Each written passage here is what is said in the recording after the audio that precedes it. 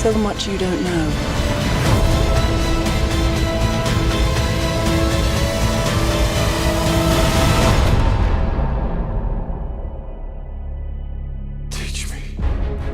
Doctor Strange is the 14th entry in the Marvel Cinematic Universe, and despite being one of the most standalone adventures to date, there's still plenty of references to the original comics and the wider MCU. Here are the best ones we spotted. The song playing during Strange's car crash is Interstellar Overdrive by Pink Floyd, and the appreciation is mutual, with the band featuring artwork of Strange Tales 158 on the cover of their second album, A Saucer Full of Secrets, in 1968. Incidentally, that piece of art also features another character referenced elsewhere in the movie, the Living Tribunal. While sparring, Mordo wields the staff of the Living Tribunal. He explains that some magic is too powerful to be sustained by humans alone, so artifacts are used to carry the burden. The Living Tribunal is, in fact, one of the most powerful beings in all of Marvel. This vast humanoid cosmic entity protects the multiverse from destruction. It usually only intervenes when the cosmic balance is seriously threatened. In the comics, Doctor Strange was the first Earth dweller to encounter this awesome being. Interestingly, the Living Tribunal's power is said to dwarf that of the Infinity Gauntlet, which is about to dominate the MCU in a big way. Either way, it's good to know the Tribunal exists, just in case the Avengers don't patch things up in time. Now, there's a lot of weird words uttered in Doctor Strange, but most of them are rooted in the source material. For example, the Wand of Watum, which Wong wields at the end of the movie, that's a lot of W's, is a recurring MacGuffin in plenty of Strange stories. While Mordo's vaulting boots of Valtor refer to another mystical entity that Strange invokes repeatedly in the comics.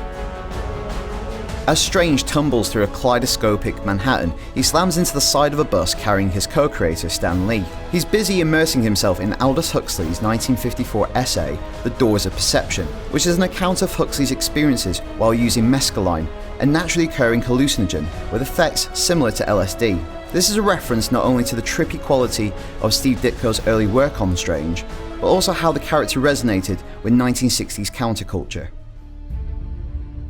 The influence of Strange's other creator, Steve Ditko, is obvious, but nowhere is this more evident than when we enter the Dark Dimension. It's the inimitable work of Ditko brought to life. The doctor who operates on Strange's hands and steals free crisps from that hospital vending machine is Nicodemus West. He's a prominent character in The Oath, a popular 5-issue Doctor Strange miniseries which influenced the tone of the movie.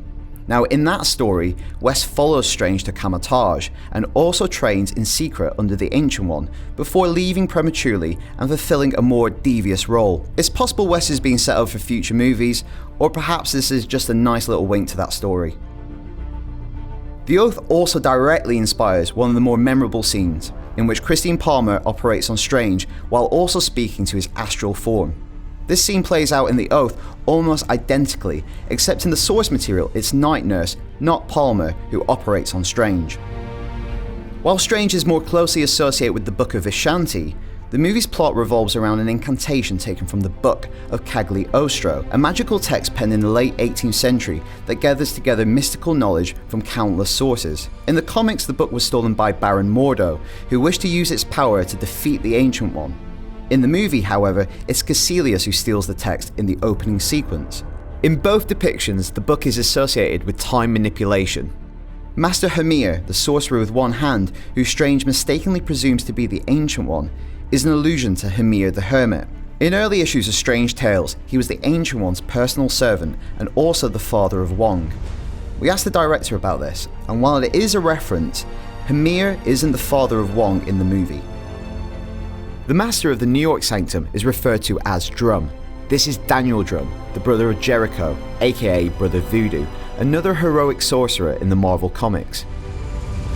Jericho frequently summons his brother's spirit as a source of strength and power. Daniel's death at the hands of Caecilius definitely opens up the possibility of us seeing Jericho down the line. At the end of the movie, Wong finally confirms something we've long suspected. The Eye of Agamotto is an Infinity Stone. In fact, having witnessed its power in Doctor Strange, I think we can safely identify it as the Time Stone. That means only the Soul Stone now remains unaccounted for in the MCU. Moments before his life-changing car crash, Strange evaluates a series of potential patients.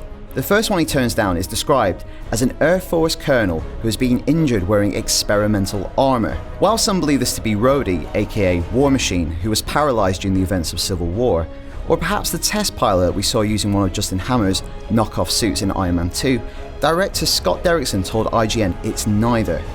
Maybe it's a reference to something we don't know about yet, or Justin Hammer continuing to be average. I'd like to point out that that test pilot survived. If you're struggling to place Strange's story in the bigger timeline, according to the director, his training takes roughly a year, and the events at the end of the movie bring us bang up to date with the rest of the MCU. While the movie's second villain, Dormammu, is mysteriously absent from the film's closing credits, the director revealed to us that the facial capture was provided by Benedict Cumberbatch, while the voice was recorded by an unidentified British actor. Cumberbatch is now both Marvel hero and villain. So there you have it. Those were the 13 most interesting Easter eggs and references we spotted in Doctor Strange. I'm sure we probably missed some, so let us know in the comments below. And for more on Doctor Strange and everything Marvel, stay with us on IGN.